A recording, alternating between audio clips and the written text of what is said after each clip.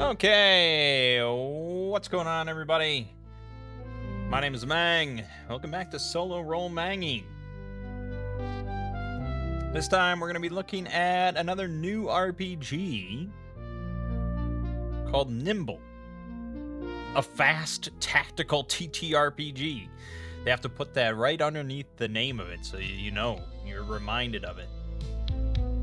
Nimble was originally called Nimble 5e and was a set of house rules and adjustments and things like that to 5th edition Dungeons and Dragons in order to modify it to be faster and more streamlined and more tactical, I guess. I did not read Nimble 5e. I don't really know what it changed or how it played or anything like that, but it must have been successful enough as a product in order to lead to Nimble as its own RPG, divorced from Dungeons and Dragons completely. And that's where my ears perk up and I pay attention, because this has been getting a lot of positive feedback, a lot of good reviews and thoughts and comments and things like that. And so I was like, okay, I'll take a look. You know, I know it's going to be similar to 5th edition, but I'm not... I mean, 5th edition can be improved. It can be fixed, so to speak. It's not irredeemable or anything like that. So yeah, I'm willing to take a look at something like that takes the groundwork of 5th edition of Dungeons and Dragons and tries to improve it. And based on what I've read and looked at so far, yeah, it does. It's basically a good version of 5th edition D&D. It's its own thing, and I think that's sensible and logical and probably improved because of it. And so we're going to be looking at the quick start rules. These are freely available on the Nimble website for you to peruse, and it includes 4 different classes. It includes all the basic rules you need, and it includes a short little adventure to be run. And that's what we're going to be doing. I'm also going to be doing this week for my family. I'll be running this exact same adventure. So I decided I already had this all set up in Foundry.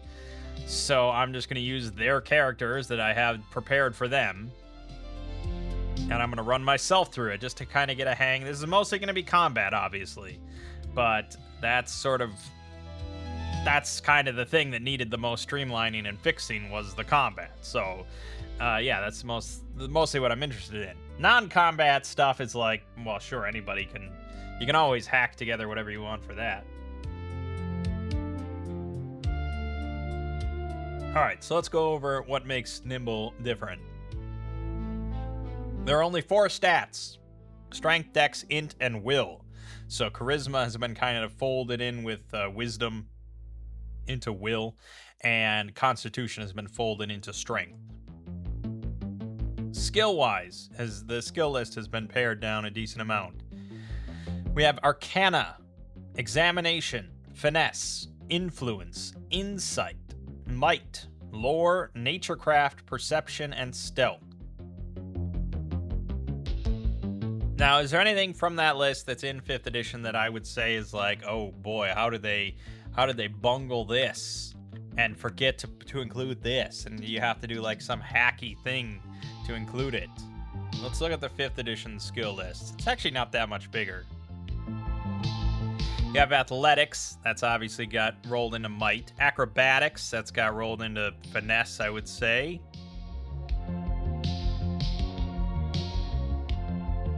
Yeah, I would say probably that would make the most sense.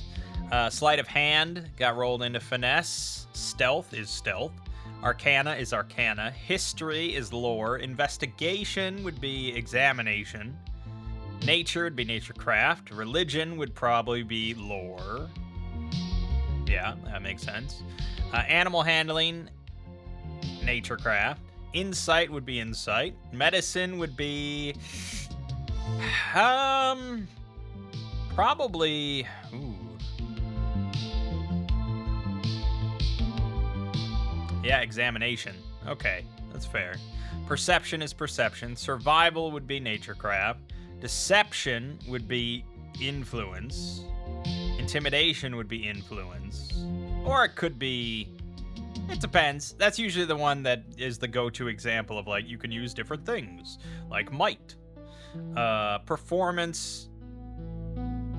Yeah, probably influence. But yeah, performance, that's one where, yeah, again, it might depend on how you're trying to perform. Like, but let's say I want to play a character that plays an instrument. I'm not playing a bard, I'm just playing a fighter, and he loves his instrument and he likes to perform for people. What would that fall under? Probably influence, maybe finesse. Hard to say. It's one of those things where you probably would just not do a skill roll. It would just kind of be like a narrative thing. That's more how I would do it. So performance is probably one that if you're going to leave something off, it would be that. And then persuasion would be influence. Okay. Yeah, not too bad. So the skill checks, it's a DC 20 system, or it's a D20 system. So with a DC, an easy is around an 8, a challenging is around 15, and extremely difficult would be around 20 or higher. Pretty standard, pretty simple stuff. Nothing too complicated about that. 8 is pretty easy. And when you're talking about a DC 8 for some things, it's almost like don't even bother rolling. Just let them have it. But yeah, and then challenging being 15. Somewhat high, perhaps, but it's not unreasonable for a level 1 character to have like a +4 in a skill that they're good at. So that's a 50-50 shot of doing a challenging thing at level 1. It's not too bad. Saves is also a D20 system, and this is based on a stat, so strength, dex, int, and will, which means that you don't get any sort of skill benefit from that. However, every class is going to have one save that they get to roll with advantage, always, and one that they're always going to roll with disadvantage. So, like, a berserker rolls all strength saves with advantage and all int saves with disadvantage. That's pretty big, pretty significant. Depending on how often saves are getting thrown around and stuff like that, you might get fucked.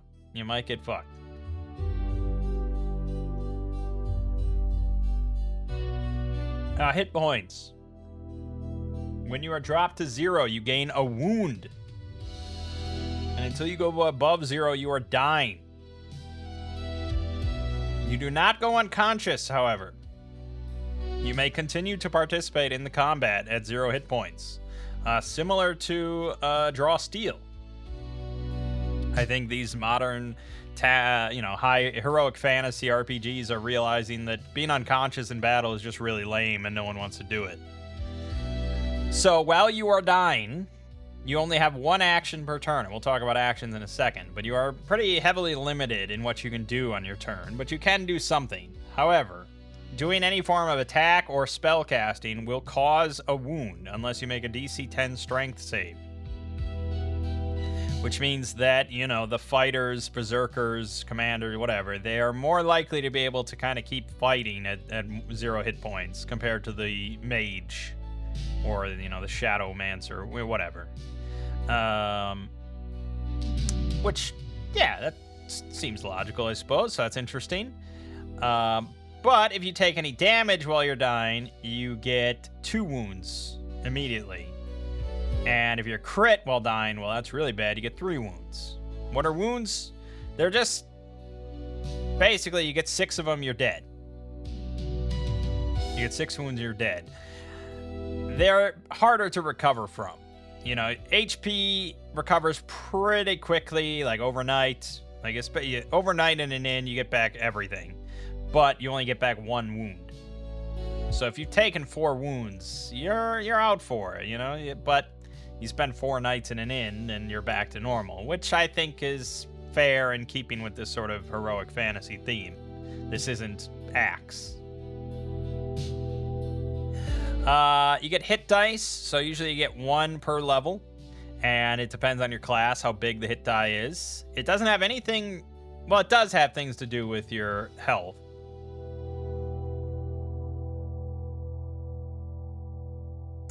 Because each time you level up, you roll your hit dice with advantage to determine how many extra hit points you get. But hit dice are mainly used for healing. So if we skip over to the resting section, you can take field rests. So catching your breath takes 10 minutes to tend to your injuries, and you can expend any number of your hit dice one at a time by rolling them and add your strength modifier to each of the rolls, and you get back that many hit points. However, if you make camp for at least 8 hours with food and rest, you get to take the max value of the hit die instead of rolling it, plus your strength. So obviously, generally better to actually make camp rather than keep soldiering on all the time, which is sort of the opposite of like Draw Steel and 13th Age that really encourage just keep pushing forward and forward and forward until you finally just like...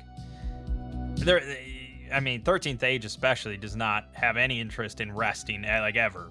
It's all about pushing forward and winning combats, which has always seemed just somewhat odd to me from just a realistic standpoint. But it's not meant to be a realistic game. It's meant to be like a movie or a book, you know, where you have that epic moment and you get recharged and you fight the boss at, you know, because you've been recharged mid battle sort of thing. This is a bit more realistic, I suppose. But you can also take a safe rest. Usually going to be in an inn overnight, but any sort of really safe location that's not in an open wilderness or in a dungeon. And that you get back all your hit points, all your hit dice, all your mana, anything else that's been expended, and you heal a wound.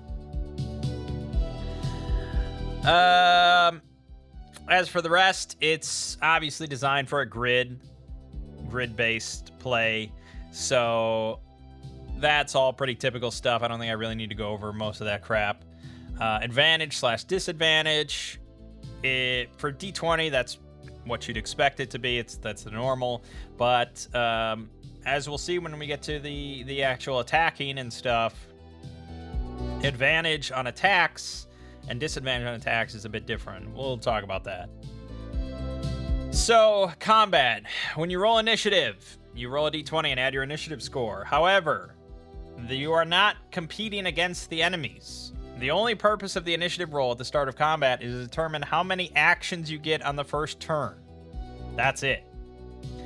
Which is fairly significant, but heroes always go first, and no matter what, you will have at least one action on the first turn. So you always go first, you always have at least one action. But if your initiative is in one digit, you get one action. If you roll double-digit initiative, 2 actions, 20 plus, all 3. And yes, you have 3 actions per turn, so it's very similar to Pathfinder 2nd edition there. And pretty much everything is an action. Attacking is an action, moving is an action, casting spells is usually 1 or more actions, assessing is an action, and reactions are an action. Paradoxically.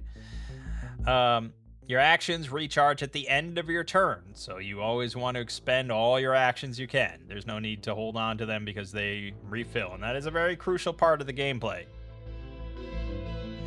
So attacking. There is no attack roll. There's no d20 involved in attacking. You just roll your damage. So if you have a sword, you have a d8 or whatever it is, you roll the d8, and that's how much damage you do, plus any bonuses or whatever. However, if you roll a 1, you miss. The attack has no effect. If you roll multiple dice as part of your attack, like you have a 2d6 weapon, you have to look at the leftmost die. And I'm going to be very curious to see how that plays out at the table. On Foundry, obviously, it does all that up for you. There's no need to think about that or whatever. But at a table, it's like, okay, the leftmost die. Usually, I suppose that's always going to be pretty obvious. And it's a relatively easy way to handle it. I mean, some games or some people will have, like, different colored dice. And so they'll say, okay, this red one, this is always my primary die. You know, whatever else I roll, this one is the one that counts. However you want to do it. But saying the leftmost die, that you don't have to have any special colored, different colored dice or anything. So if you roll a 1, you miss. If you roll the max amount, however, so a d8, you roll an 8 on your primary die, it is a crit. and you get to roll another damage die. And if that one rolls the max, you crit again. This is called exploding dice. It's a very fun thing. It can lead to pretty fantastical numbers. When I was briefly testing this, very briefly, with these goblins, I rolled this 1d6 plus 2. He crit for 36 damage. Because you rolled a 6, then a 6, then a 6, then a 6, then a 6, then a 4. So it all adds up. 36 damage. Thankfully, you can't go into the negative as a hero, so you would just be at 0 with 1 wound. But Jesus Lord. Now, you have 3 actions. You can attack multiple times, much like Pathfinder, and each subsequent attack will get a cumulative disadvantage on it. So, if you're normally rolling a d8 and you attack a second time, you would roll 2d8, and you would remove whatever the highest number is. Which means, say you roll an 8 and a 1 with disadvantage, you remove the 8, and you have now missed. Which means that with disadvantage and in subsequent attacks, you are less likely to crit, you are more likely to miss, and overall you're going to have a lower total damage, on average. And if you attack 3 times per turn, the third attack is going to have double disadvantage, which means you add 2 extra dice and you subtract the 2 highest numbers. So generally, much like Pathfinder, attacking multiple times per turn is not generally the best way to spend your turn, but I think disadvantage in this system, like 1 disadvantage, is not as crippling as a d20 disadvantage. Or I think in Pathfinder it's a minus like 5 usually for the second attack, which is almost worse than disadvantage, really. That's pretty significant. So I don't think you're penalized as much for attacking twice per turn in this game, which is generally good because monsters can't attack more than once. They only get 1 attack and 1 move, which means the combat's generally going to be quicker, which is nice. That's sort of the goal. You could move. Usually your speed is 6 spaces on a grid, so that's standard. You can obviously spend all 3 actions to move 18 spaces, whatever. You can cast spells, blah, blah, blah. And assessing. This is a special one that you can do. A great way to include creativity and role-playing in combat. So you can ask a question about a weakness, ability, or immediate plans of enemies, the environment, story, etc. The GM will answer honestly. So this is an action you have to spend in combat to ask the GM a question, which is pretty wild. On top of that, you actually have to succeed on a DC 12 skill check in order to succeed on it. So there's a lot going against that. I don't think that's going to be a super common one, but you never know.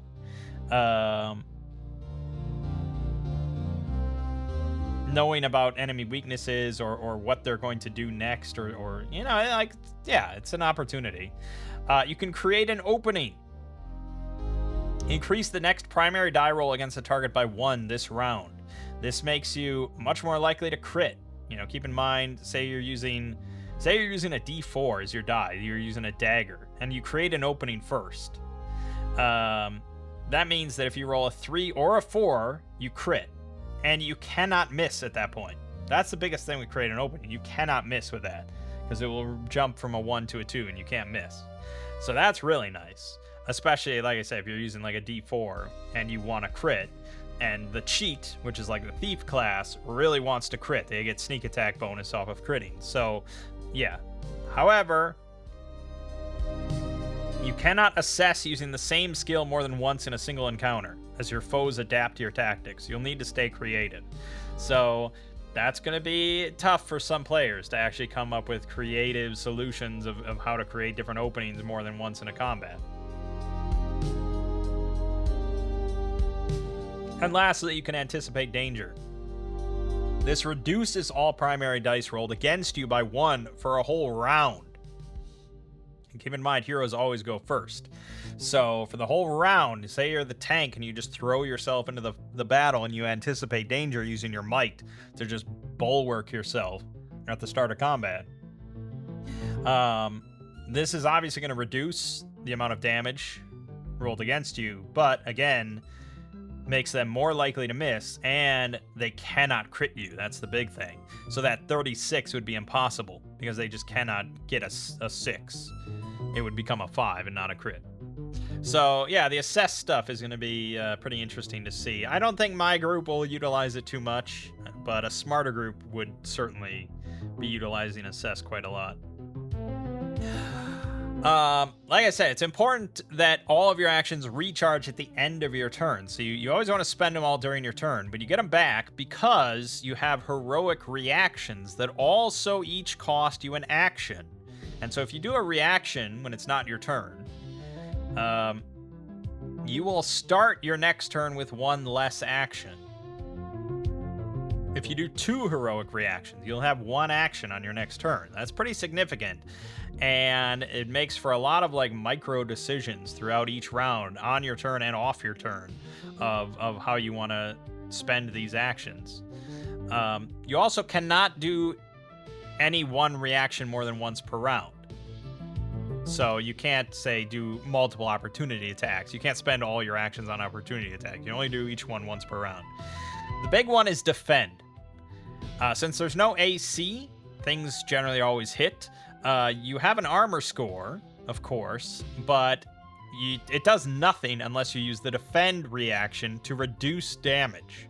This reduces damage from any single attack by your armor whenever you use the reaction. So say you get hit for 12 damage and you have 8 armor because of your nice armor and shield or something, you can use the defend reaction, and that reduces it down to whatever number I just said. I said 12 damage reduced by 8, whatever. So you take 4 damage instead of 12. It's pretty significant. But that's your one defend reaction, so you want to use it at the right moment.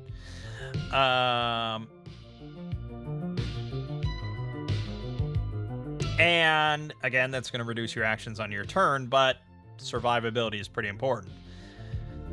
Interpose allows you to basically push an ally or something out of the way as long as they're within 2 spaces of you, and you become the new target of the attack. You enter their space and move them to an adjacent space of your choice.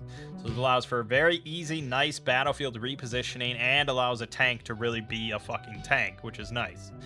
And you can, of course, interpose and defend at the same time. So you take the attack for them and you like block it completely or whatever. Very tank shit. But then your next turn, you're only going to have 1 action.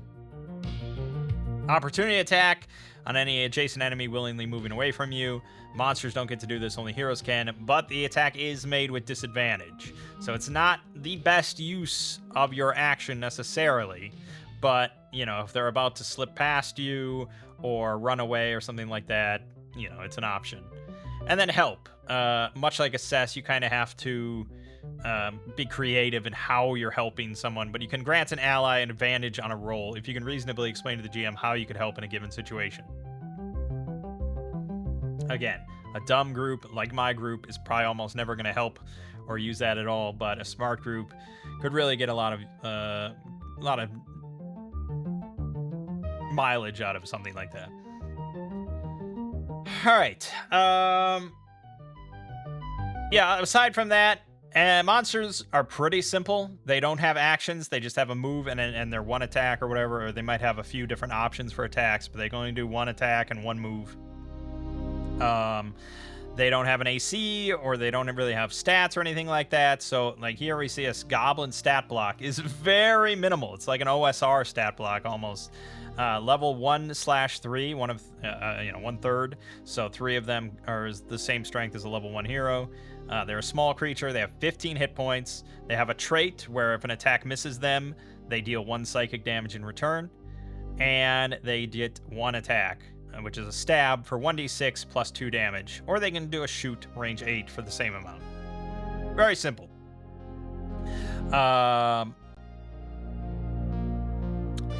Most creatures are unarmored. I think it said somewhere that like 60% of creatures should be just unarmored. And then there's medium armor, which ignores all damage modifiers from stats and other effects. So it takes damage only from the sum of dice rolls. That's it. And then heavy armor is basically the same thing, but then it's half of the sum of the dice rounded up. So heavy armor is pretty rough to beat down, unless you have stuff that just ignores armor, which does exist. But since most creatures are unarmored, it's pretty simple.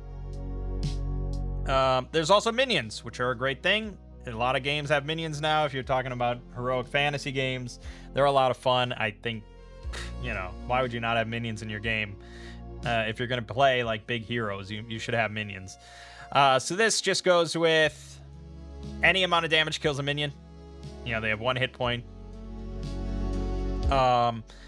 They can't crit, so a minion can never crit. So this stab that I did, actually I think this was the normal goblin, not a minion. But anyways, yeah, but they can't crit. They still miss on a roll of 1, however. And if they attack the same target, all their damage combines into 1 roll, so you can defend against the total of it, which is kind of nice. So a pack of 6 goblin minions is not quite as fearsome to a tank, which is good. All right, that's pretty much everything. That's all the quick start rules, really. So let's actually begin this little adventure. It's 2 parts.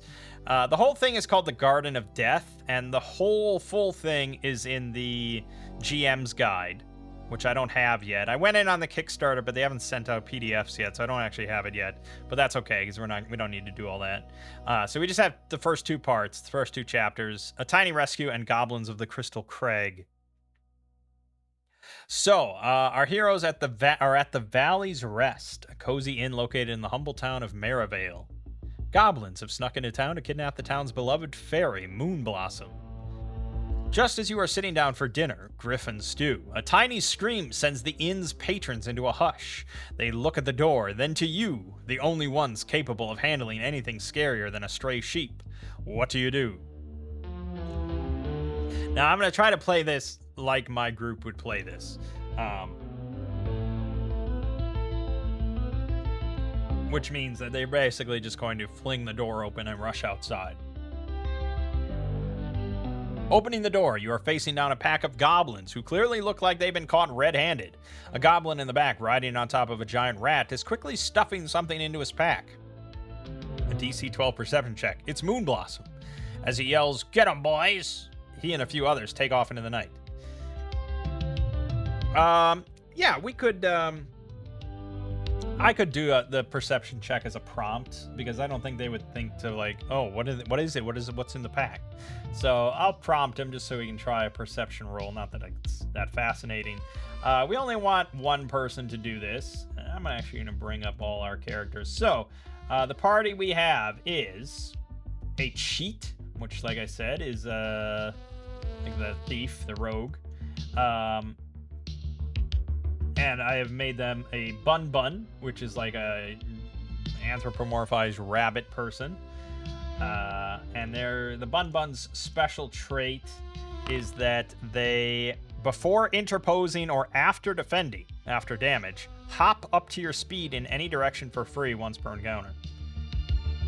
It's like they can defend and then jump away 6 spaces. Not bad. We have a human commander.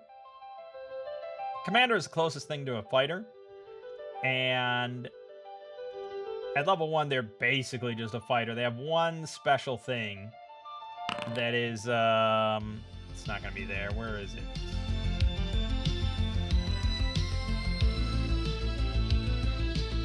Okay, it's not even listed here, I guess.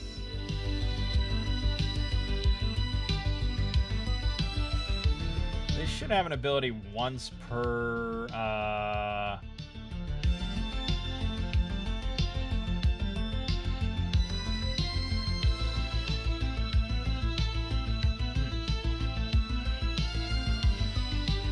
Weird.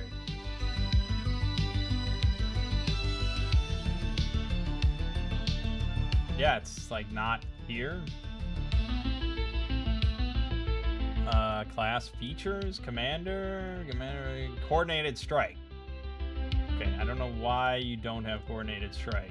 No, why did you bring that up? Okay, there it is. Right. So,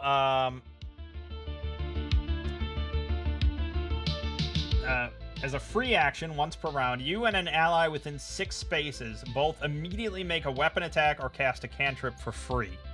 You can do this a number of times per safe rest, equal to your int modifier. So our commander's int modifier is 2. So twice, not necessarily per day, because if you camp out in the woods, that's not a safe rest. So not necessarily per day, but if you're near a town and you're going to plan on going back there every day, then yeah, twice per day. That's 2 free actions, essentially.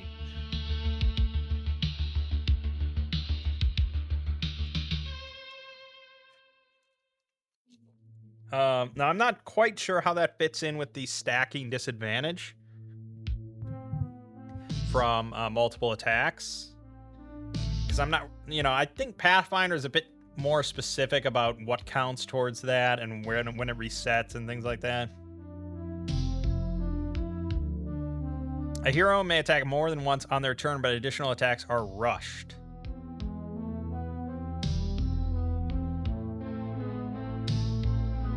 Hard to say. And this is a free action.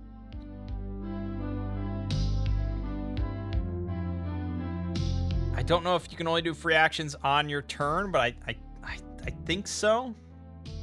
Most of these listed seem like things you do on your turn. It's hard to say. Maybe the actual rulebook is a bit more specific about this, or maybe I have to check the Discord of how this fits in with disadvantage. But anyways, it's a nice little bonus to what is otherwise just a fighter. We have a Turtle Folk Oathsworn. So this is the paladin, essentially. And the paladin gets a couple things, which are also not listed here. Actually, I don't think it added any of their features. Okay, let's add all their features then. So the Oathsworn gets Lay on Hands and Radiant Judgment. And the cheat gets Vicious Opportunist and Sneak Attack.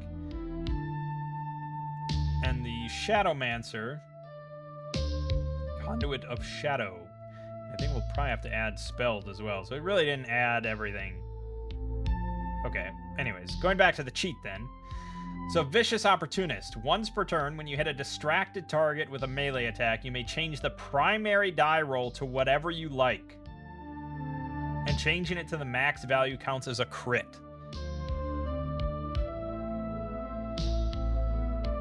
A target is distracted if it is adjacent to or taunted by an ally, or if it cannot see you.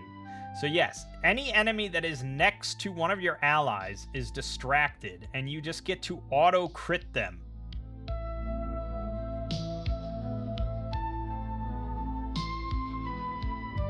Now keep in mind, if you have disadvantage, well, actually I don't know how that works exactly. And no, maybe if you have disadvantage, it doesn't matter. Maybe you would save this for when you do have disadvantage then. Because disadvantage, the primary die is whatever's like left over, right?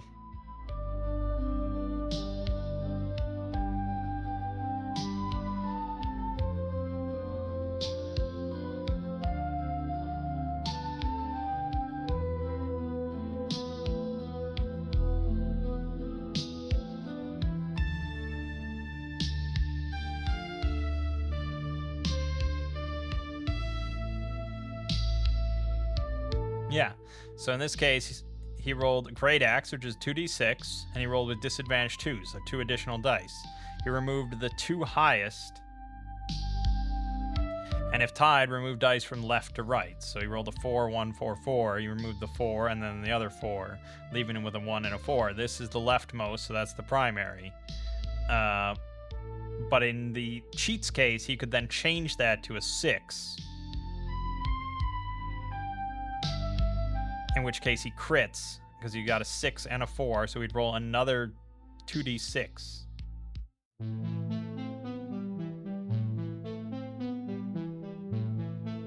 No. Just 1d6. You just roll the primary die again. Okay. Yeah. Crits also ignore monster armor. Nice. So yeah, cheat against heavy armor is really, really pretty powerful. And then also sneak attack, once per turn. When you crit, deal additional damage. You get an extra 1d6. That's only 1d6. And I don't think that can explode or anything. Yeah, it doesn't really even mention anything about that. So I don't think it can crit. I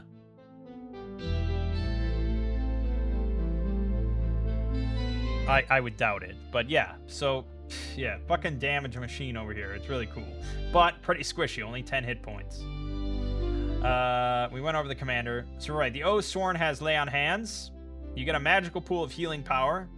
The maximum is always equal to 5 times your level and recharges on a safe rest. You can touch a target as an action and spend any amount of remaining healing power to restore that many hit points. So level 1, this is a very light heal, right? It's about half the cheat's max and like a third, less than a third of the commander's max. So it's a pretty light heal, and that's for like a whole day. So it's pretty old school in that sense. Like a level 1 paladin in like an old school game, or like a level 1 crusader and axe, I think it's healing like for 2 hit points or 3 hit points maybe once per day. It's pretty low. And it's you know, it's not the shepherd is the more cleric one that gets more heals. But you do eventually get spells, so it gets better. This is just like a little extra. You also have Radiant Judgment. Whenever an enemy attacks you, if you have no judgment dice, roll your judgment dice, which are 2d6. On your next melee attack this encounter, if you hit, deal that much additional radiant damage. The dice are expended whether you hit or miss.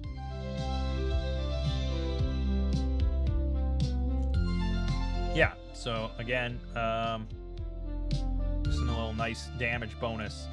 The Turtle Folk race gets +4 armor, always, but -2 speed. So they can only move 4 spaces in a move, but our Oathsworn has 11 fucking armor, which is fantastic. Our commander only has 5 armor, and the human trait gives you +1 to all your skills and +1 to your initiative. Which means we have +0 initiative, because it's based on dex. And then we have the Shadowmancer. Conduit of Shadow gives you access to 2 spells, Shadow Blast and Summon Shadow. Shadow Blast is 1 action. I don't know why it's not. There it is. So it's 1 action, single target spell with a range of 8. It does 1d12 damage plus your key attribute, which would be +2, I believe, for our intelligence. So 1d12 plus 2 damage. And I just want to see it. Thank you. You can only cast it once per round, so you'll have to find other uses for your actions per round. At higher level, every 5 levels you have, it does an extra 1d12. This is a cantrip, so it's just something for you to cast every round that does pretty respectable damage. You can also, however, summon shadows. This summons a shadow minion within reach 1.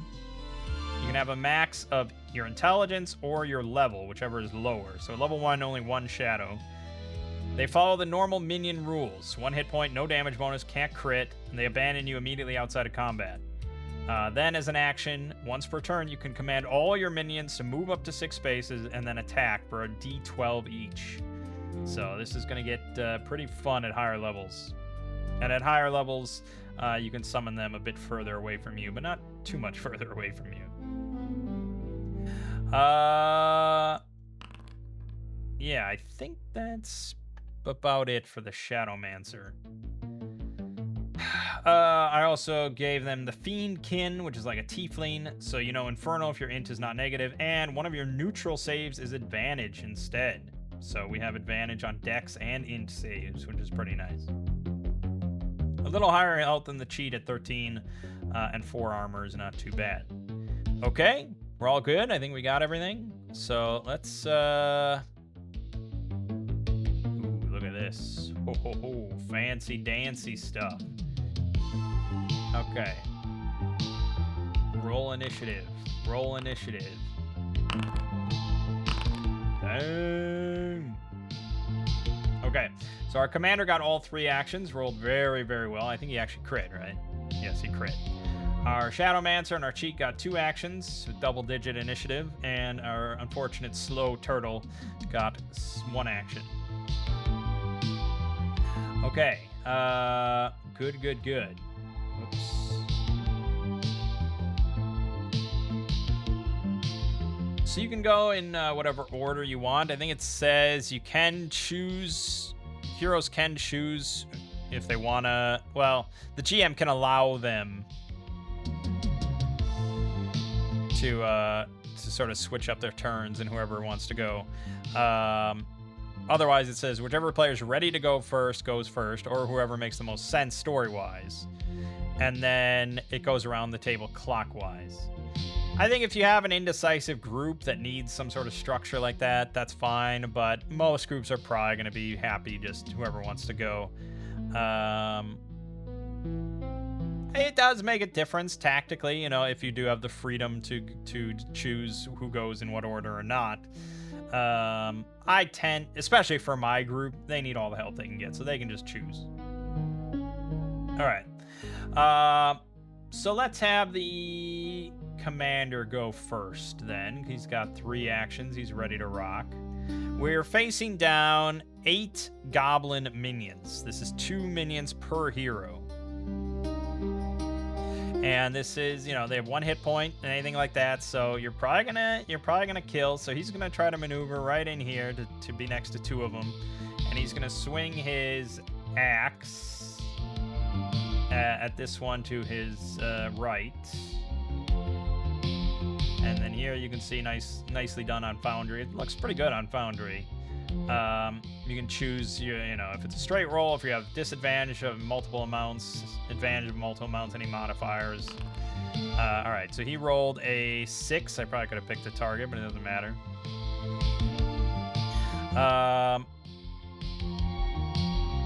Yeah, so he did 1d6 plus 2 damage. He rolled a 4, plus 2 is 6. These have 1 health, so he's dead. I'm just going to hide him instead of deleting him because I plan on using this for my group. Now he's going to roll against this minion. And I'm going to use the hand axe. We're going to use 1 disadvantage. Roll. So he rolled a 2 and a 4, drop the 4. And because it's a higher number, that means he rolled a 2 plus 2 is 4 damage, and that is also a kill. So disadvantage, not that big of a deal against minions. All right, so that was his 3 actions. And at the end of his turn, then he gets those 3 back. So now he can defend, he can interpose, he could do opportunity attacks, blah, blah, blah. Shadowmancer is going to go next, because why not? He's got 2 actions. He's going to go ahead and use one of those actions on Shadow Blast, probably on this guy right here. Straight up. That's 6 damage. It's just a d12 plus 2, yeah. So, well, I don't know why I didn't add 2.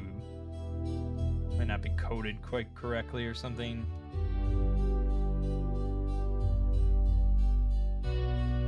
Most of my players don't actually use these. They don't use their characters on Foundry. They have paper and pencil, so it doesn't really matter.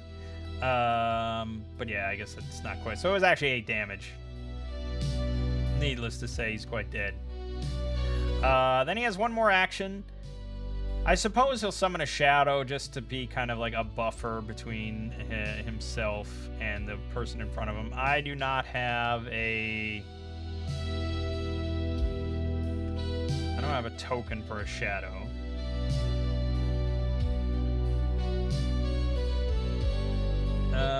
And it doesn't seem like there is a creature for a shadow, so I think you can create a minion. Yeah, and we can just use that, that's fine. Okay, there's our shadow. Alright, then it would be the cheat.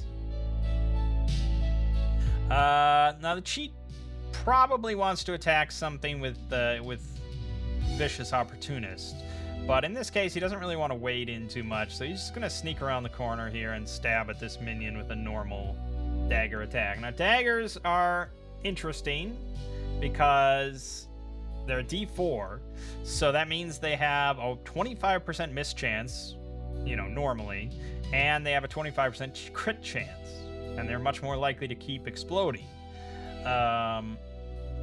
With the cheat, of course, they're like guaranteed to crit, and you add D6, so it gets pretty mean. But yeah, we're just gonna roll that. 5 damage is, of course, a kill, so that's that. And you can see we get quite a lot done in one round here.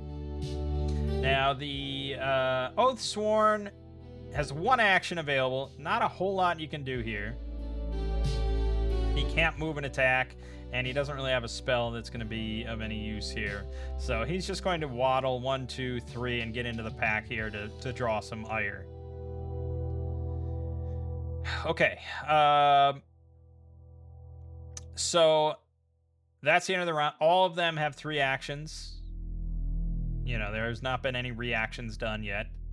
The minions are going to go. All 3 of these minions are going to target the Oathsworn. So they're going to combine their hits into 1. And remember, they can't crit.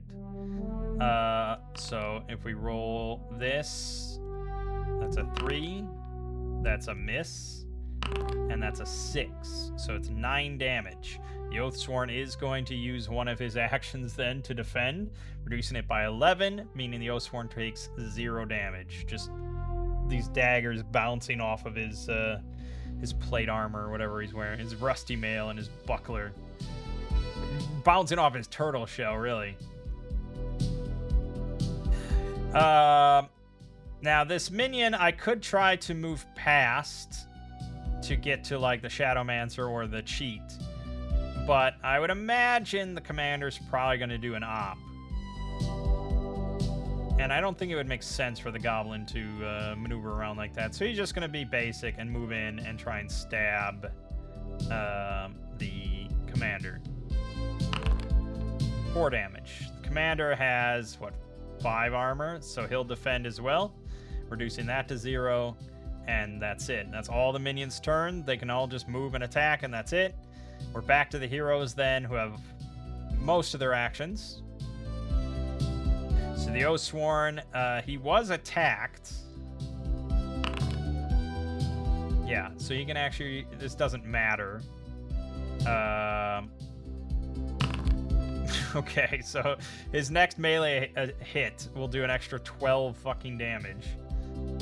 So he's going to go ahead and swing at this minion. 2 actions he's got. So he's going to roll this club. He actually did miss. So the judgment dice are expended. And he does not do anything. And he actually takes a damage because of the goblin's special trait. So I'm going to reduce that to 16 off of that. Infuriated, he's going to try to swing again. So this is with 1 disadvantage. There, he does land the hit. So that way, he's dead. The cheat's going to swoop in, because we want to use this vicious opportunist. So he's going to try to rush in with 1 action, stab with a 2nd action.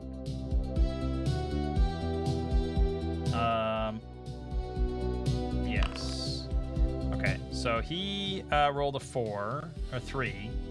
Yeah, you're right. I min-maxed the cheat with 3 decks. So 1d4 plus 3. So he did 6 damage. That is a kill, but we can use Vicious Opportunist to turn that into a 6, which means he's already at 9 damage, but he adds, for sneak attack, an extra d6. So he's at 13 damage, and then he crits because of the 6, so he rolls another d6, which is 3. So he did 16 damage total on that poor little goblin minion. Okay, and then he has a chance to just do a normal hit on this other minion with disadvantage, and he does miss, so he takes a damage from missing. Okay. Commander then is just going to swing. Nothing fancy about this. That is a hit there. Done. And he's going to launch a javelin at this other one without moving. So it's with disadvantage. And it's a hit. Alright, and that's it. That's the combat. It's very quick with just minions.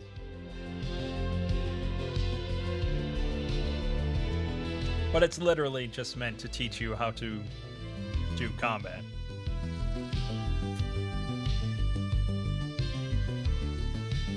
Yeah.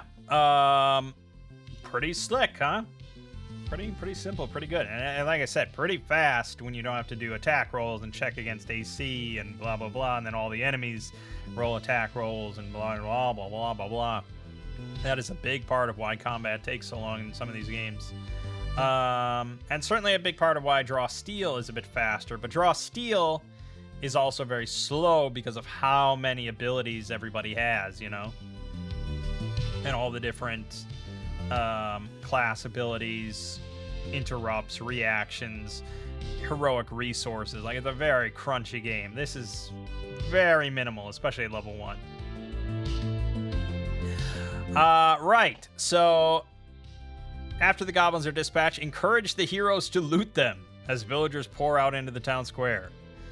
I don't know why you're encouraged to loot them, because they don't have anything on them. They have chipped and rusty daggers, rope, pocket full of teeth, and nice rocks.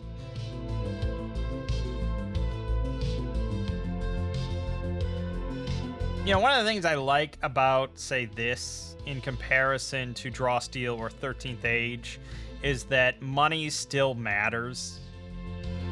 And, like, equipment still matters. Like, you actually have, I think, inventory slots in this game. So, you know, obviously I'm a big fan of the OSR and that style of gameplay, that sort of real gritty survivalist sort of stuff. Like, I love that. But I do also like heroic fantasy, but leaving behind all of that all those trappings, like 13th Age, just like, yeah, equipment doesn't matter, your weapon doesn't really matter unless it's magical, your armor doesn't really matter, whatever you want. Gold, no, we don't do any gold. You just have healing potions, because that's the only thing you care with money anyways, is buying healing potions. Anything else, yeah, you can just have, whatever, it doesn't matter. It's like, it feels wrong just from an RPG standpoint. It's like, if you're writing a book or watching a movie, it's like, sure, you know, you don't have to think about crap like that. But those are things I care about, even in a heroic fantasy game. I like keeping track of how much money I have and accumulating my wealth and spending it on some big project or something like that. And I know a lot of games struggle with, like, what do you do with all this money? How do you spend it? But I never, in all my years of playing, I never really had that concern, because I always had ways to spend money.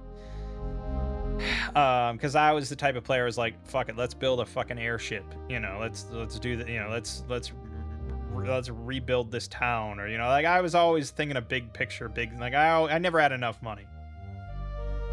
And if my DM was like, yeah, we're not playing with money this time, it's like, it ruins, like, that whole, it's another sort of progression thing. It's like this other sort of, like, counter that kind of ticks up and makes you feel good, is like watching my wealth and my you know, and, like, abstracting all that away just feels kind of wrong. So I like that Nimble still maintains, like, yeah, you have gold, you have money, you collect it, blah blah blah. And honestly, it's like, if you're playing heroic fantasy and stuff like that, and you're not playing in the OSR, like, screw it, and, like, buy magic items. I don't, like, what do you care? So yeah, I'd rather have money and be able to buy magic items if I'm going to play a game like this.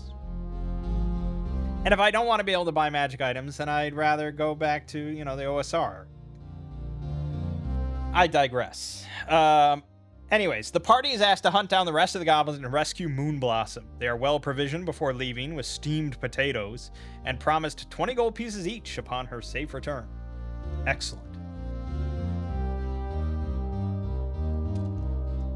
Okay. There's some other stuff. There's the fairy tree. A large golden oak stands proudly in the town square, a symbol of hope and good luck. It feels warm and comforting to touch, giving goosebumps. You can do an arcana or lore check. Fairies are often kept for the blessings they bestow, but more sinister forces use them as ingredients. People are shocked goblins would come so far from the Elder Wild into the valley. So we depart following the goblin tracks, and we come across a ransacked supply wagon. There's signs of a recent struggle. Oh yeah, I was going to do that perception check, and then I forgot. So a DC 10 examination check. So it's not always, of course, 8, 15, or 20 plus. The number is wildly variable. That's a pro and a con. I like that it's adjustable. But at the same time, like when I run Shadow Dark or Shadow Axe, you know, I often stick to that sort of 9, 12, 15 kind of metric. But that's because there are no skills. It's just stat-based. Or you might have advantage or disadvantage or something, but usually it's just your stat. And so that leaves a pretty flat curve, and that's why there's not much variability. When you have something like this where there can be a lot more variability in player capability or character capabilities, you kind of need a bit more flexibility in the number, which, yes, it's like it's not really realistic. It should be more strict and kind of regimented than that. It shouldn't be up to the DM to just sort of free handle but at the end of the day, we're playing a game. You know, you're playing a game that's run by a person. This isn't a program, so there's gonna be bias and there's gonna be flexibility or a need for flexibility. So there's signs of a recent struggle, and let's look over our skills. So this is an examination check. So if we look over all our stats, our commander has a +4 examination. That's pretty good. We're gonna have him roll. He rolled a 10 on the dot. So he finds... It's another one of those like classic D&D modules of like, how is this not obvious to everyone? There's blood and goblin tracks all over the place. Like, why does this need to be a DC check? But if you roll a 12 or higher, you also find 1d10 gold. Okay, I mean, that's at least something. And it gives advice here to have only one person roll, representing the party's best effort uncovering information. It's another thing of like, I don't know. It's like this DC 10, it's like you don't get anything out of it that you really didn't already figure. It doesn't lead anywhere, and if it did lead anywhere, that would be a terrible decision, because it's like you sort of need to succeed then. So it's just bad. It's just bad all around. But the finding gold part, that's kind of nice. But the goblins have left multiple sets of diverging footprints. Only one path is correct. The others lead to hidden pitfall traps. Whoever is in front must make a DC 12 Naturecraft check or take 2 damage from a pitfall trap. Keep rolling to find the right path until someone succeeds. Should arrive at the woods tomorrow. Alright. I would suppose that Turtle Folk would probably be up front. He's the big tank. He's the slowest, so he sets the pace. You know, if we're not going to have like a scout or something farther up ahead. Which we could, but yeah, we'll just have him, which is kind of good because he has the highest Naturecraft. Ooh, rolled a 20. Well, an 18. So yes, he deduces, he ponders, sits there and ponders for like 5 minutes in deep thought, and is like, yes, this is the right one. And leads them through. So we can actually take a field rest. We can camp for the night out here, because it actually takes 2 days to get to the Elder Wild. Oh, this says should arrive at the woods tomorrow. And this says 2 days north of Maryvale. Hard to say. Maybe, I guess, evening or something tomorrow. Yeah, I mean, there's no reason not to camp then. And so we have food. We have the steamed potatoes. We've got rest. We're not going to have random encounters for something this simple. So you get the max value for each hit die you expend instead of rolling. Not really necessary to do. And if I were playing in this situation, with a DM, I wouldn't do it, because it's like spending your hit dice to get back 1 is probably not that good of a thing. So yeah, fuck it, we won't. So 2 days north of Maryvale, the Elder Wild's an ancient forest with impossibly large trees, misty canopy, dense undergrowth, teeming with life, rabbits, squirrels, dragonflies, etc. DC 10 lore check. Grown from the corpse of a titan, flora practically hums with magical energy. Not really relevant to this adventure, but cool world building, bro. We hear some distant laughing, loud, boisterous laughs echoing through the forest. Following the sound reveals a goblin encampment. Oh. This is, there you go. And I have to add another goblin. There you go. And let me adjust this. Originally, this was planned for 3 players, but we added a 4th. So, one goblin is riding on the back of a giant rat. Other goblins are pelting him with rocks, trying to knock him off. All are laughing maniacally. So this allows the party time to observe, ask questions, and plan how to deal with the situation. This can be some of the most fun your heroes will have. If the party takes too long, the rat sniffs the air and growls suspiciously. Okay. The Shadowmancer can't pre-cast shadows. They go away out of combat instantly, for whatever reason. Balance reasons.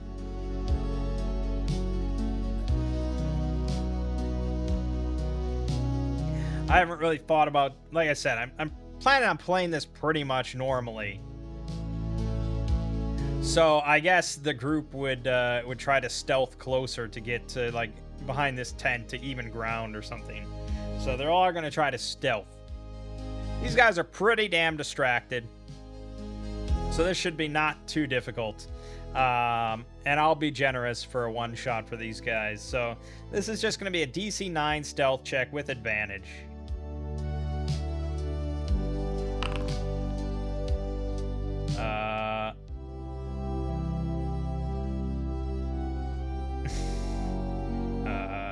Did I not? What?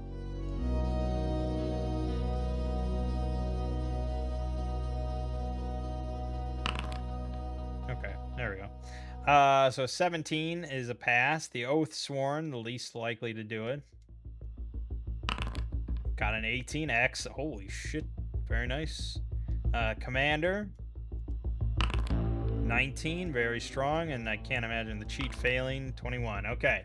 So, excellent. We all get into a much better position behind this tent, and they're all still laughing. It doesn't seem like they noticed any of us. So we're going to get into position like this. Maybe the cheat's going to go around the other side. And we're going to jump out at them. And it says...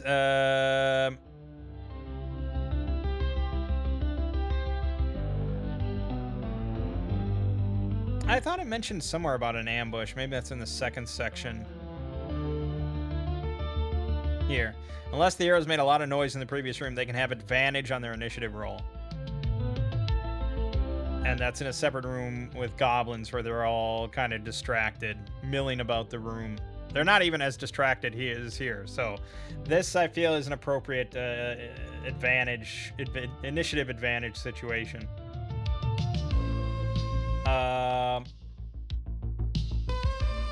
But I can't, I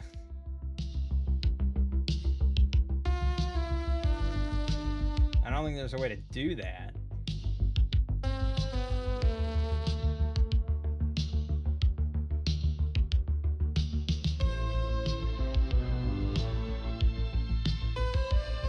there isn't really a way to do that. So that's not really good.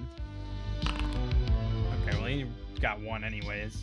The Shadowmancer. One plus 2. You know, well, he already got double digits, so yeah, he gets. That's the fine. And then the Oath Sworn. Oh boy. Okay, so he actually would get a second action. I can keep track of that. All right, so the Oath Sworn then is going to just move in. And he's going to swing his big club at this goblin for 4 damage. Okay, done. So he went. The commander has only 1 action. So I think he's just gonna get in there. He'll just go there. 1, 2, 3, 4. Yeah, okay. That's it. The Shadowmancer has 2 actions. I think he's gonna spend 1 to summon a shadow. And then he's gonna command the shadow. Go 1, 2, 3, 4. And he's gonna attack this for D12. 9 damage to this goblin. Oh, is it plus his... Is it plus his key? No, straight 1d12. Okay. So had he shot him with the Shadow Blast, he actually would have killed him with that, but that's fine. Okay, and then last is the cheat. I would probably give him the they don't see him on this opening round. We ambushed them. He's popping around from a different section, so I would give this to him. So he's just gonna pop out here and do his Vicious Opportunist, which I wish there was an easier way to do. But yeah, anyways. All right, so this time it actually matters because they have more than 1 hit point, so this matters. He's gonna change that to a 4, and he's gonna do sneak attack. So right now he's at 7 damage. Sneak attack, he's at 9 damage. I don't know why I added D6s last time. That was wrong.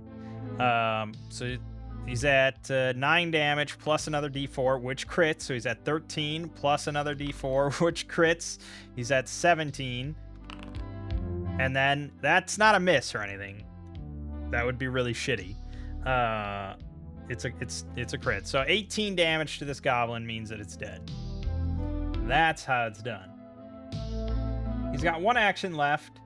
Now he could assess in order to, because I think he's going to take some abuse here. He's a fleshier target, kind of out in the open. So I think he's actually going to, he could move back. They can't make opportunity attacks. Enemies cannot, unless they have a special trait or something. So the odds of him killing another goblin on this turn is really slim. So he could go 1, 2, 3, 4, 5 and like hop away out of danger here, which is probably the smart thing for him to do. So we'll do that. Everyone is back to 3 actions now. It's the goblin's turn.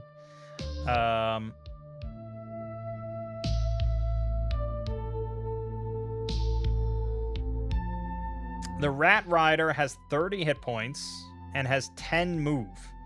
And he has charge. If he moves at least 4 spaces in a straight line, attack with advantage once. So the Rat Rider actually could go 1, 2, 3, 4, 5, 6, 7. That's not quite a charge, though. So instead, he could go 1, 2, 3, 4. He does leave the commander's range. So let's say he does that. The commander is going to do an opportunity attack on the Rat Rider. So he's going to swing his hand axe with disadvantage. He misses. Okay, because that's what disadvantage will do to you. The Rat Rider then has charged. And he's got bite and stab times 2. So the rat bites and he stabs. So it's 1d6 plus 2 twice. He gets to attack with advantage once. And if he crits, the target goes prone. So we're just going to do this. So this is the first one. Oh, jeez. Yep, he fucking did it. We're not defending against that. So he did 23 damage.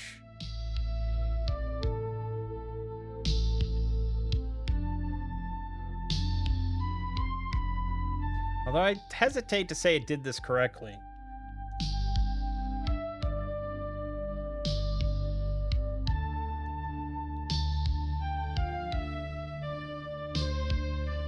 2d6. I mean, it shouldn't have been 2d6. It's very specifically not 2d6. But I'm trying to piece together how this rolled. So it rolled a 6 and a 2. But that was the advantage. So he cuts out the 2. And then he rolled a 6. So... And then he rolled a 6. And then he rolled a 3. So I'm not quite sure where the 2d6 came in. Oh, it could have been that he rolled 6 and a 6 with the 2d6. And then he rolled a 6 because of the crit. And then that spilled over into a 3. I hate to redo it or anything because it's like it's such an exceptional result for him.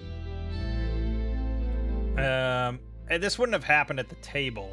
Well, it might. I probably will use this stuff at the table. So I guess it kind of helps that I know that it does that. That's not how it should be.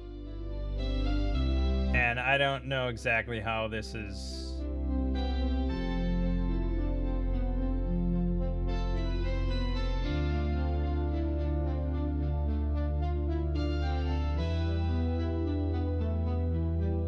Oh, no. Okay, no. So it didn't roll... No. It did it right. I'm supposed to roll this a second time. It did 2d6 keep the highest, exploding. So that was this. So he just rolled exceptionally well. So yeah, there's no defending against that, and there isn't really much point in defending against that. The only thing that someone could do is the Oath Sworn could interpose and defend against it.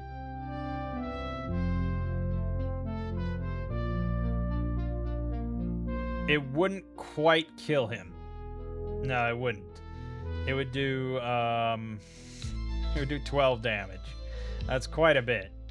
There's a massive hit. But yes, I guess that is what the Oath Sworn is meant to do. So he will interpose, which means he'll move here, he moves here, and then he defends against it. So he reduces the hit by 11, which means he takes 12 damage, bringing him down to 4. And then he's also prone.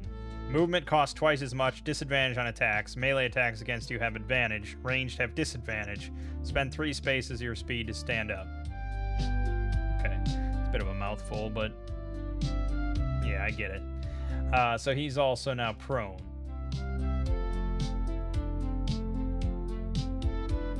That was only the first of his 2 attacks, though, because now he gets to attack again. He's going to attack the Oath Sworn a second time, obviously. And he has advantage on this second one as well, because he's prone. So he gets advantage again for 5 damage. Now, I can't defend against that. Someone else, the cheat could interpose now, and could also defend. So he could swap. Which we may as well. I don't think there's anything... Again, it's kind of an outlier, interposing on a prone ally of whether they're allowed to. But I suppose they can just roll out of the way or something. So he uses up now 2 actions to completely negate that damage. So that's where we're at. So now... And I think it helps to actually have like an action tracker. Using poker chips or something, any sort of system at the table, or actually using it here. I guess I can just do this. So he's at 1, the cheat is at 1, and he's at 2. There, okay. That was a little rough. The other 3 goblins are all going to surround the commander now and beat on him. They are not minions, so they don't combine their attacks. They each get to attack once.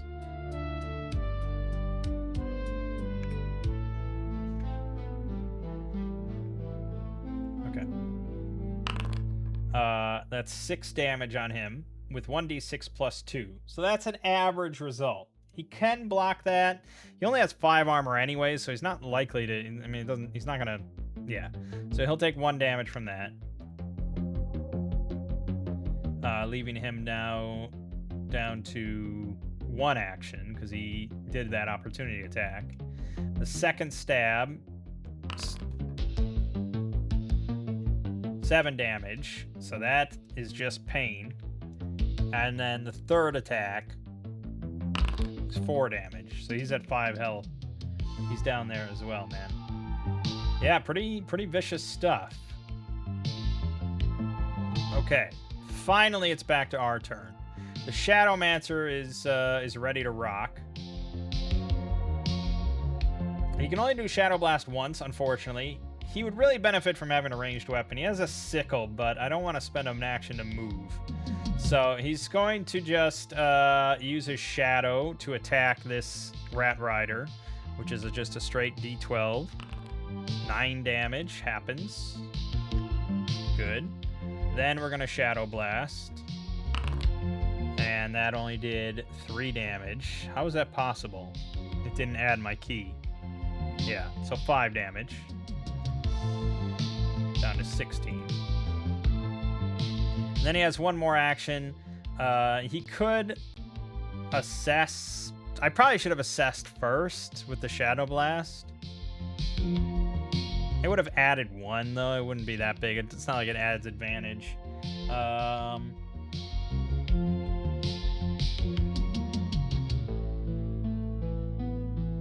Yeah, I'm trying to think, really. There's not much else he can do at this stage.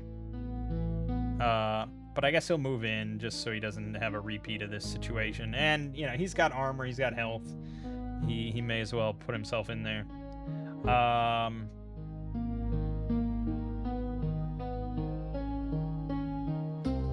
Okay. The others all have 1 action. The cheat is, of course, going to try to kill this Rat Rider with his big hit. So he's going to roll... I'll just roll this normally. So it's D4 plus 3, right? Which means we change it to a 4. So we have 7 damage. Plus a D6. Okay. So 8 damage. And then for the crit... Nice. So we're at 12 damage. Nice. 16. Nice. 20. 21 damage. Well, that will, of course, finish this. Excellent. That was his 1 action. That's all he can do. The Oath Sworn. He could stand. It would be his whole action to do so. I guess he could move 1 space, but I think he's going to use Lay on Hands on himself.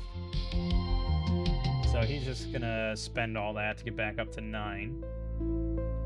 And then the Commander, not many options here. I think, actually, I gave them all healing potions. I don't know if it mentioned doing that or not.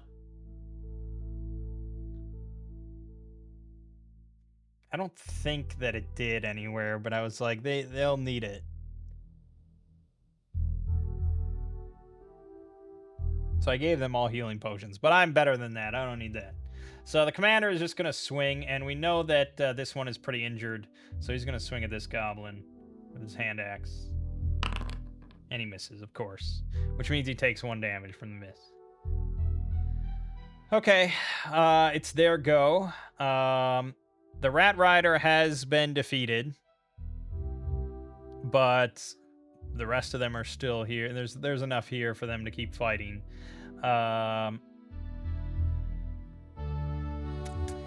They've definitely bloodied the Commander, so I think they're gonna focus fire on him, unfortunately. Yeah, I don't see why they wouldn't.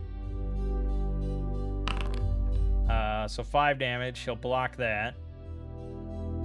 Secondly, a miss, nice. And third, ooh, that's the big one. So he is down to 0, which means he has a wound.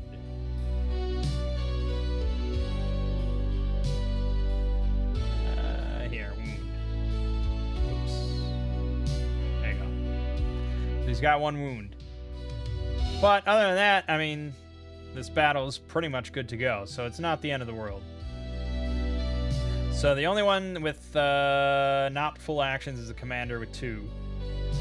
The Oath Sworn is now going to stand. And then he can spend the last part of that move to get here. And then he's going to swing at the goblin. I do believe he has his judgment dice, actually, doesn't he? So he gets an extra 7 on this. Not that it matters.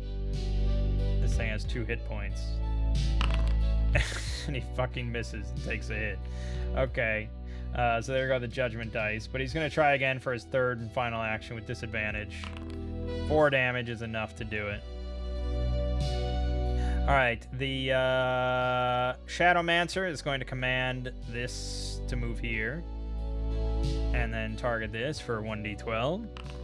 Boom, baby! That is a crit, but it's a minion, so it cannot crit. But still, down to 3. And then he's going to Shadow Blast to finish it off. Yep, done. Excellent, excellent, excellent. Just hide that, good. He has one more action.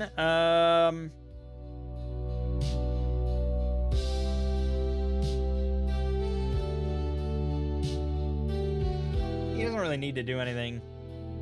I was thinking about maybe assessing or something, but it's not really anything that needs to be done.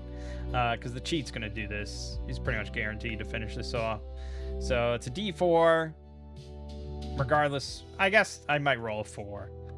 Okay, so he rolled a 4 regardless. That's good. So it's at 7 already, plus a d6. It's at 9, plus the crit. Awesome. 13, 15 on the dot is just enough to kill this guy, and that's the end. All right. It's, yeah, I mean, it can certainly be pretty swingy. It is somewhat luck-based, but also somewhat not luck-based. You know, like the cheat in that situation, he's guaranteed to crit. How much damage he does with that crit, yeah, that's a little bit, you know, more flexible, because there is certainly a chance he could do 40 fucking damage or something. I'm not quite sure of all the math when it comes to exploding dice.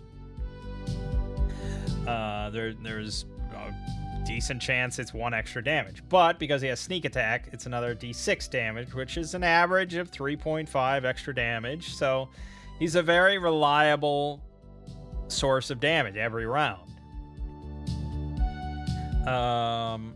Whereas the commander, you know, he's kind of the all-rounder. I know I didn't use this free strike, which I probably should have.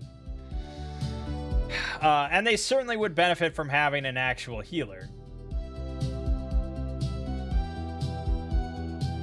But, right, so in the aftermath, we find a map with odd symbols. And on the back, a note that says, "Tell Pinky he better not come back without my ingredients. We have an agreement. Krog."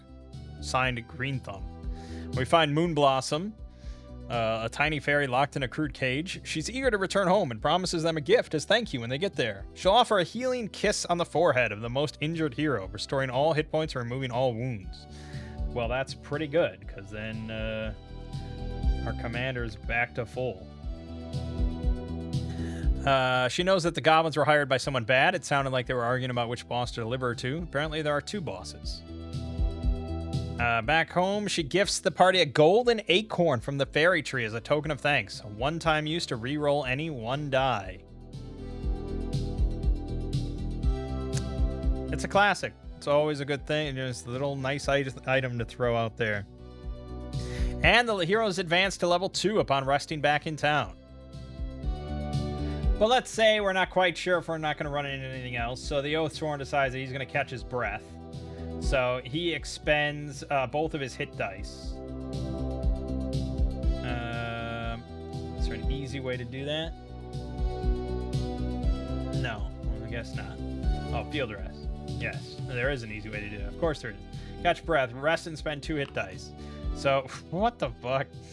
Oh my god. Plus your strength, that's right. So 1d10 plus 2 plus 1d10 plus 2. He healed 19, so he's back to full. That's it for his healing. He probably should have only spent 1. I forgot he adds his strength to it, but yeah, he's back to full. You can't use any hit dice now until we get a safe rest, but still, it's nice. And this isn't like, like 13th Age has recoveries, and I think Draw Steel also calls them recoveries.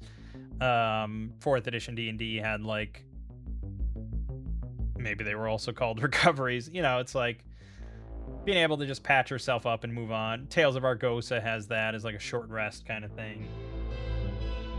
It's a lot better than just like the 10-minute resting, the 10-minute adventuring day of, okay, we're all beat up, it's over, let's just go back to town and rest for a day or a week. I mean, I like that for an OSR gritty kind of game like that, but if I want to play heroic fantasy, yeah, we're heroes, let's just patch up what we can and move on a lot of the time. Okay, but we would return, blah, blah, blah, and we would level up. And when you level up, you roll your hit die with advantage to increase your max HP by that much. Which means at level 2, this Oathsworn would have... let's see. He would get 6 more hit points. So he'd be at 23. He'd also get an extra hit die. So it'd be at 3 hit dice. Everyone else would be at 2. He'd get a skill point to put into any one of his skills with a max of 12. And he also may, if he wants, move 1 point from one skill to another as long as the skill doesn't become negative. Also at level 2, he'd get any new class features. And if we go down here to Oathsworn. At level 2, Radiant Cantrips, Tier 1 Radiant spells, and get a mana pool equal to your will plus your level, which recharges on a safe rest. So his will is +2, his level would be 2, so he'd have a mana pool of 4. We'll talk about the spells in a second. He also gets Zealot. Whenever you attack with a melee weapon, you may spend mana up to your highest unlocked spell tier to choose 1 for each mana spent. Condemning Strike deals +5 radiant damage. Blessed Aim decreases your target's armor by 1 step for this attack. Most of the time you're going to do that first thing, unless you're fighting a heavy armor. Or, yeah, maybe a medium armor. Alright, so he's got 4 mana per day, and he can spend 1 of those mana to deal an extra 5 radiant damage on a hit.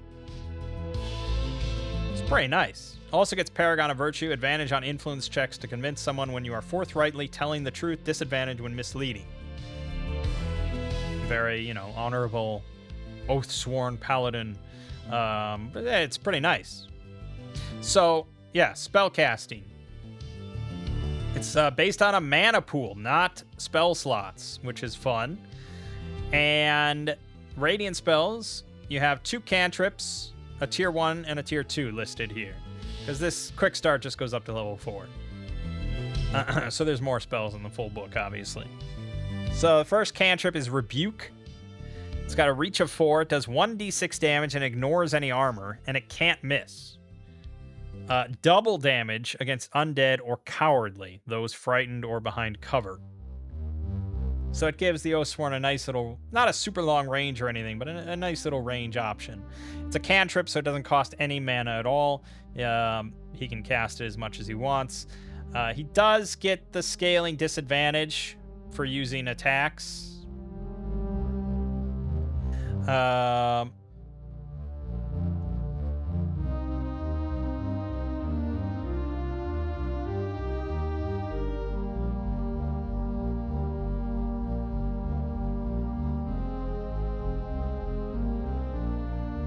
Yeah, and I think that's all, any sort of attack. Like, it's all cumulative and everything, so whether you're using your hand axe, your javelin, your bow, your punch, or casting a spell, it's all cumulative. So you can't just, like, attack twice with a hand axe and then throw out a rebuke, and the rebuke is, the rebuke will have double disadvantage on it. But the rebuke can't miss, at least. True Strike, reach of 2. Give a creature advantage on the next attack they make until the end of their next turn. So, this is why I think this system of, like, 3 actions per round and everything, like, it gets really fun once you have all these different options available to you rather than just like, well, I move, I attack, I don't know what to do with my third action. Like, after a few levels, you're gonna have things to do with that third action. Sort of thing. So it's like, do I do a second attack with disadvantage, or should I just give the commander advantage on his next attack? That sort of thing. And then it's like, oh, maybe they'll do something big with like a once per battle thing, or spend some mana on something big. You know, like it's very cool. So that you can do infinitely, and you can do True Strike. There's no disadvantage. You know, you can do that. You can do True Strike 3 times on your turn, and that's it. That's your whole turn. It's just giving everyone around you advantage on their next attack. You can do that. That's an option. Also, you get Heal, Tier 1. So this costs 1 mana to cast. You can, again, cast it 3 times in a round if you want, but that's a lot of mana. It has a reach of only 1, so it's an adjacent heal for 1d6 plus your key stat, which is 2 in our case. It's not big heal or anything. So the Oathsworn might prefer to save that mana for Condemning Strike, but if you don't have another healer in the party and you need a heal right now, yeah, because especially if they're at 0 hit points, you probably want to get them higher up than that. But I think 0 hit points is not going to be that uncommon in this game, because enemies, you know, they're not tending to miss too much. So yeah, you know, you can Alpha Strike round 1 with good initiative and everything and wipe out maybe a good chunk of enemies, but everything that's left is just going to converge and potentially do a fuck ton of damage on a target. You can also upcast at higher levels by spending more mana to either increase the reach, add more healing, or add an extra target. Again, a lot of just simple but flexible options.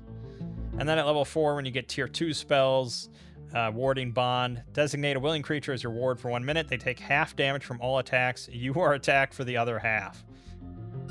Not a bad choice, though, for the Turtle Oathsworn.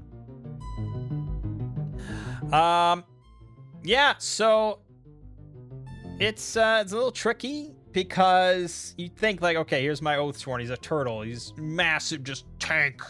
He has 11 fucking armor, but that armor only applies to 1 hit per round. So if he's attacked numerous times, he's going to get stabbed for a good amount, as we saw. And even some attacks, it's like 23 fucking damage at level 1. Not even the Oathsworn can really tank that too well.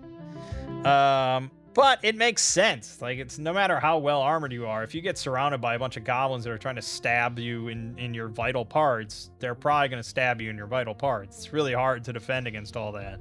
So I think it makes sense. There is an optional rule in which your shield does not count towards your armor total, but instead, once per round as a free action, you can reduce an attack by your shield's armor. So in that case, our Oathsworn would have, I think he has 9 armor.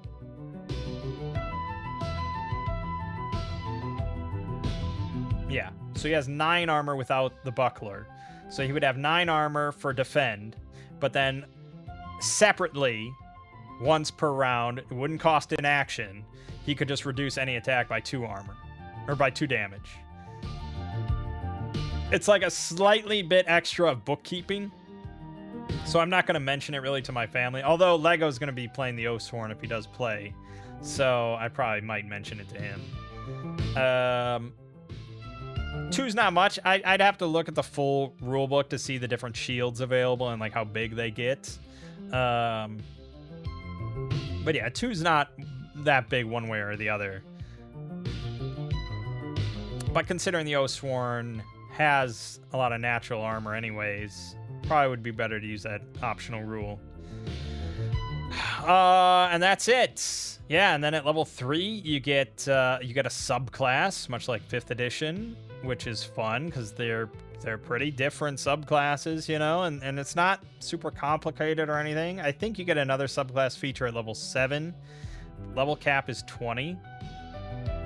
You also get Sacred Decrees, which is another extra, you know, very different. You know, you can be much more into like defensive oriented, or you can be more on the vengeance side of things. You can have like auras up, or you can do like, look at Explosive Judgment for 2 actions once per encounter. Expend your judgment dice, deal that much radiant damage to all enemies in your aura.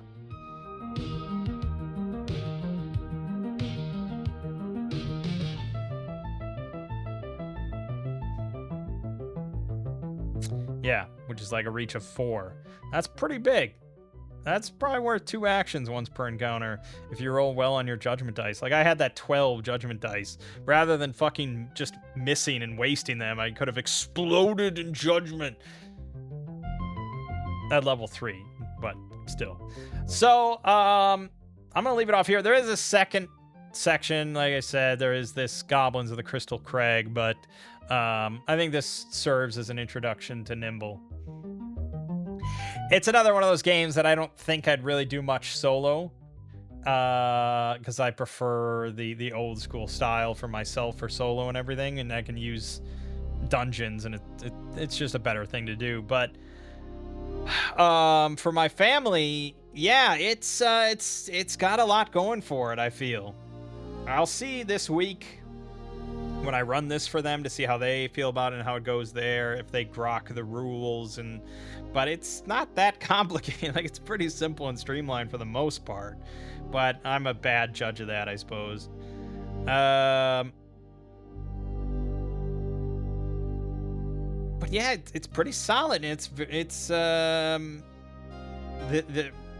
not having to roll attack dice is a big deal. It's a very big thing. It's the best part of Draw Steel by far. So it's nice to see an alternative game that does a lot of other things well as well. My only concern, like I said, is that it might be a bit too swingy if you're not like fully incorporating all the tactical options available to you. If you're just the type of player, it's like, I walk forward and I swing and I swing and I swing, and it's like, yeah, that's fine, but enemies, like you saw, can just hit you suddenly for 23 damage. But at the same time, going down to 0 is not the end of the world. Because you're still up, you can still technically fight. All it takes is like the tiniest amount of healing, and then you're back to, like, you know, well, you're back to being fully capable of fighting. There's no penalties or anything. 6 wounds seems pretty generous, especially if you have a DM that's not likely to keep wailing on you. But at the same time, the whole thing of like being a DM and not hitting someone when they're down is because of the fact that they're down. They're no longer really a viable target because they're unconscious. Whereas here, you're at 0 health, you're still standing, you're still technically fighting. A goblin has no reason not to slash you in the throat. So unless you extricate yourself from the situation, which helps that they can't do opportunity attacks, so it's a smart thing to do would be to get back off a bit. It is risky being at 0 hit points and being in the middle of the fight, but hopefully there's teamwork involved to help you out. So yeah, I really like the combat system. I love the action point system. I really like it in Pathfinder as well. The problem with Pathfinder for my family is it's just too complicated, and they don't care at all about character builds. They have no interest in character builds. They don't want to read anything about character builds. None of that. And so there's not much reason to play Pathfinder 2nd Edition, despite the really good combat system. So this solves that. This is that good combat system, but really streamlined and simplified for them. So yeah, this is a strong contender. It might actually overtake 13th Age. Because 13th Age, I feel, again, is just a bit too complicated, especially as you go up in levels. And this might be a bit simpler. Also, this doesn't have that whole thing with the icon relationships that I don't care about. All that sort of stuff. The only thing is I do like the sort of narrative energy of 13th Age. Like out of combat with montages and things like that. But I also don't like how much it abstracts. This is a bit more grounded, but it's not in the OSR. So it's like I'm never quite sure what to do with it, but it also has access to the 5th edition pre-written stuff. Like, I could run Curse of Strahd with this, which I am strongly tempted to do at some point. It's, like I said, a better version of 5th edition D&D, which is a pretty slick thing. So I went in on a Kickstarter. I did the full shebang for like $180, and at this point, I don't really regret it. I know I haven't read the books yet or anything, but it seems like a pretty solid game. So it's got a thumbs up for me so far. All right, that's pretty much it. I gotta reset all this for the session this week so that they can enjoy it. I'm hoping they get a little bit farther. This was an hour and 40 minutes, and I had to go through everything, the rules and stuff. So hopefully in a 3-hour span with a group of them, they'll get at least a bit into the goblins of the Crystal Crag section of like a little dungeon, because I'd like to see how it plays out in a little dungeon.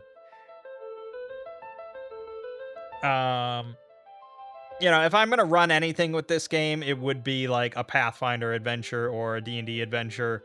It wouldn't be like an old school dungeon just yet, but it would be nice to maybe think about that as an option of like, I don't know. I may have to revisit that post that I kind of ignored about trying to adapt Nimble combat to Shadowdark. But at the same time, it's like they would probably like just like a dungeon crawler that's more heroic. Like they're less likely to die. Shadowdark, but less lethal sort of thing. I don't know. We'll see. But anyways, my name is Mang. This has been Solo Roll Manging, looking at Nimble, a fast tactical TTRPG. And I'll see you fine folks around.